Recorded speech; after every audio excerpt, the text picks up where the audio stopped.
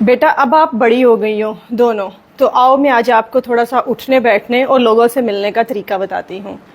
आप लोगों की भी बच्चियाँ हम सब की एक जैसी बच्चियाँ हैं, साझी हैं। आप भी थोड़ा सा अपने बच्चों को सिखाएं और ये तरीके थोड़े से सीख लें।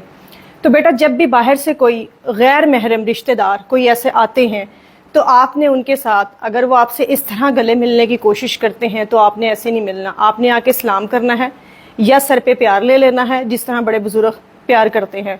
सिर्फ आपके भाई, मामू, वालिद साहब, इस तरह के जो रिश्ते हैं वो आके आपको मिलते हैं, इस तरह बैग से सर पे प्यार करते हैं, आप उनसे मिल सकते हैं।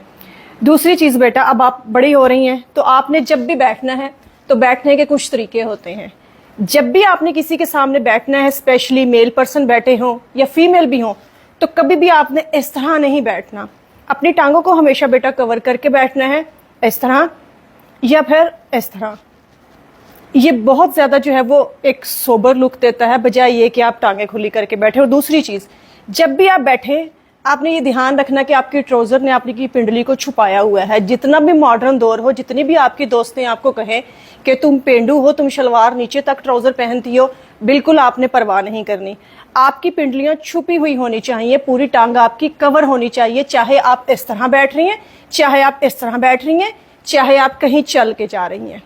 और एक चीज़, जब भी बेटा आपने खड़े होना, तो खड़े होने से पहले पब्लिक प्लेस में या कहीं भी या मेहमानों के सामने पीछे से अपने कमीज को लाजमी ठीक करना है। चलते हुए मेक श्योर होना चाहिए कि आपकी शर्ट पीछे से कहीं भी अटकी हुई नहीं है।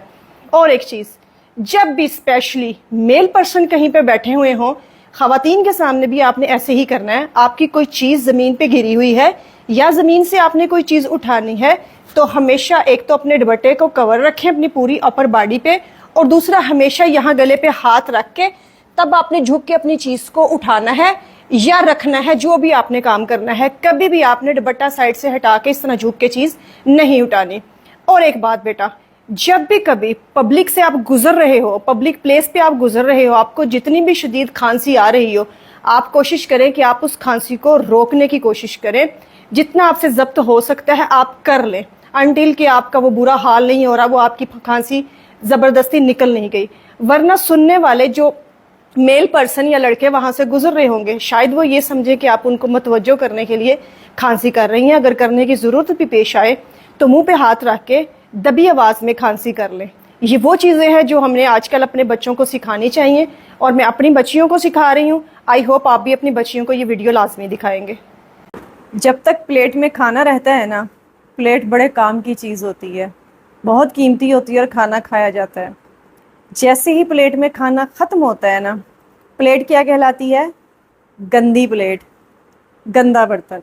गंदे बर्तन सिंक में रख दो, गंदी प्लेट यहाँ से हटा दो। इसी तरह जब तक आप किसी के काम के रहते हो, किसी का साथ देते हो, किसी के काम आते हो, तब तक आप ठीक रहते हो। जैसे ही आप किसी को जवाब देना शुरू कर दो, किसी चीज़ से ना करनी शुरू कर दो, ख़ास तौर पर आप किसी को पैसे देने छोड़ दो, तो अगले के लिए आपकी कोई अहमियत नहीं रहेगी। और फिर अगले ने यही फ़िक्रा बोलना होगा आपके पास कि तुमने तो कभी मेरी इज़्ज़त की कोई नहीं है, तुमने तो कभी मुझे समझा ही कुछ नहीं है। फिर उसने ये भी भूल जाना है कि कल तक जो है वो आप एक कीमती प्लेट थे।